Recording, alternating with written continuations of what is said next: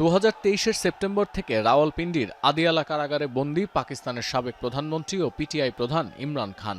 দীর্ঘ এই সময় ইমরানের সঙ্গে পরিবারের সদস্যদের দেখা করতে না দেয়া, তার সুচিকিৎসার ব্যবস্থা না করা, জামিনে মুক্তিতে বারবার বাধা দেয়া সহ নানান অভিযোগে দফায় দফায় বিক্ষোভ করেছেন সাবেক এই প্রধানমন্ত্রীর সমর্থকরা। অবস্থান ধর্মঘট, দেশজুড়ে আন্দোলনের ডাক দিয়েও শেহবাজ শরীফ সরকারকে টলাতে পারেননি তারা।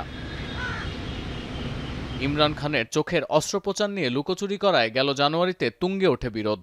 স্বাস্থ্যের অবনতি নিয়ে ইমরানের পরিবার ও সমর্থকদের বারবার চাপের পর অবশেষে ইমরানকে আদিয়ালা থেকে হাসপাতালে স্থানান্তরের নির্দেশ দিয়েছেন সুপ্রিম কোর্ট। মঙ্গলবার সর্বোচ্চ আদালতের নির্দেশে বলা হয়েছে, আগামী 2 দিনের মধ্যে ইমরানকে রাজধানীর শিফা হাসপাতালে নিতে হবে। এছাড়াও সপ্তাহে একদিন সাবেক প্রধানমন্ত্রীর সঙ্গে পরিবারের সদস্যের সাক্ষাতের অনুমতিও দিতে সরকারকে নির্দেশনা দেন আদালত। শুধু তাই নয়, ইমরানের জন্য একটি মেডিকেল বোর্ড গঠনের নির্দেশও দিয়েছেন আদালত, যেখানে থাকবেন তার ব্যক্তিগত চিকিৎসক এবং বোন ডাক্তার উজমা খান।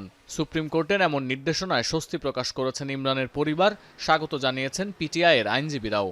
एक बहुत खुशहाइन फैसला है। ज़ाहिर है पाकिस्तान तहरीक इंसाफ के बानी चेयरमैन हैं और ज़ाहिर इतने अरसे से तकरीबन 3 साल होने वाले हैं उनको जेल के अंदर, और अब उनका चूँकि जिस तरीके की रिपोर्ट आई है, स्पेशली कल जो रिपोर्ट सबमिट हुई है, उस रिपोर्ट के बाद तो मेरे ख्याल में ये बहुत ही अच्छा और खुशहाइन फैसला है। ইমরানকে কারাগার থেকে হাসপাতালে নেওয়ার সিদ্ধান্তকে ন্যায্য বলেই মনে করছেন পাকিস্তানের সাধারণ মানুষ। তারা মনে করেন স্বাস্থ্যসেবার মৌলিক অধিকার সবারই প্রাপ্য।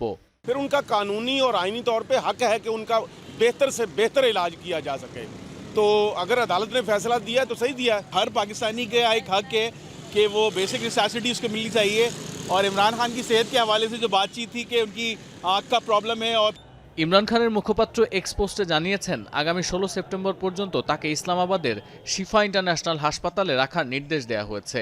73 বছর বয়সী ইমরান খান 2023 সালের আগস্ট থেকে কারাগারে, আর আদিয়ালায় আছেন সেপ্টেম্বর থেকে। 2022 সালে প্রধানমন্ত্রীর পদ থেকে ক্ষমতাচ্যুত হওয়ার পর তার বিরুদ্ধে একের পর এক দুর্নীতির মামলা হয়।